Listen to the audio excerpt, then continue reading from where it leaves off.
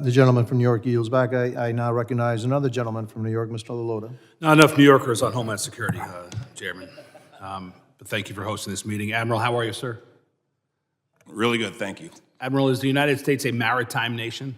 It is absolutely a maritime nation, and our GDP relies on those goods that are flowing into the country. Perfect answer. Is being a maritime nation important to both our strategic military interests as well as our economic interests, Admiral? Absolutely. It provides us strategic advantages, not only for what we're doing for security of this nation, but the economics that move in and out everywhere from into the heartland into those things heading overseas and into our ports. And as part of being a successful maritime nation include having a presence in the Arctic? It absolutely does, because again, we have 50 states. Alaska is up there, and Alaska is a border state with the Arctic that has waters that are being, where we have PRC and Russians, we know are operating in some of our EEZ, economic exclusive zones. And Admiral, to be successful in the Arctic, is it necessary to have icebreakers? Yes. And how many icebreakers do we have? We have one heavy icebreaker, the Polar Star. We have a medium icebreaker, the Healy, and we just purchased the old IVEC that we will be renaming the Storis when we take it over and commission it this summer. Does that make it 3, Admiral? Yes, sir. And exactly how many icebreakers does China have? China has right now 4, and they're in construction for 2. And how about Russia? Russia has 55 with construction for 10. So 3 for us, 4 for China. You said 55 for Russia? Yes, sir. How would you describe the operational capability of our icebreakers? So I would say the operational capability of the Polar Star, it was built in the early 70s. We've had to refurbish that. It was supposed to be good for a life of about 30 years. So we are now up to almost 50 years with that. It is providing what we need. It's breaking 19 feet of ice. It's going to go into McMurdo and be able to resupply it, and it will be able to do that on its own.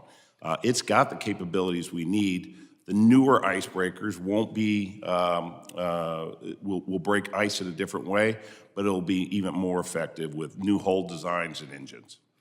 And on the Chinese 4, how would you describe their operational capability? So I would tell you that they are trying to build heavy icebreakers like we have. They have heavier icebreakers, but right now they're down in Antarctica with 2, and they need 2 for self-rescue.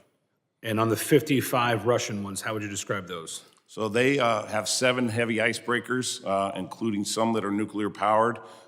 They have certainly a lot of coasts and ports that they're clearing on that Northeast Passage to have their own commerce pole, but they've got a tremendous icebreaking capability.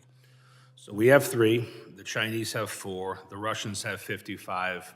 Would you agree that the Russians and the Chinese, at least collectively, have a greater icebreaking capability in the Arctic than we do? I would. And what are we going to do about that, Admiral? So I think we are going to do 2 things. We are going to deliver to the nation this polar security cutter that we are working right now with Bollinger, Mississippi shipyards to do in 2030. Right after that, with the help of Congress and funding, because we need funding if we are going to invest in the Arctic and Antarctic, we will build 2 more that will roll off those lines at 2 years after each other. So we will have a total of 3 of those by the year 2034. In addition, we've always said that for us to be capable of operating there, we need 8 to 9 icebreakers, at least 3 heavies. So we also need to look at how we fill the rest of that gap that we know is standing by.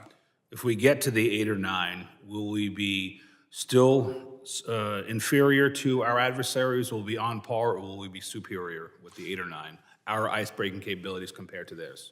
So based upon the ports that we have up there and the activity that we're seeing, we are focused on sovereignty of our waters. And we think through a bunch of different studies and strategic looks that 8 to 9 will provide us that capability that we need to project sovereignty and protect our resources. I only have about 30 seconds left, Admiral, but what other capabilities do you require in order to have strategic dominance in the Arctic? So I think the Commandant would tell you that we are a $12 million organization. We need to be a $20 million organization to fulfill the duties that the nation's asking us to do it.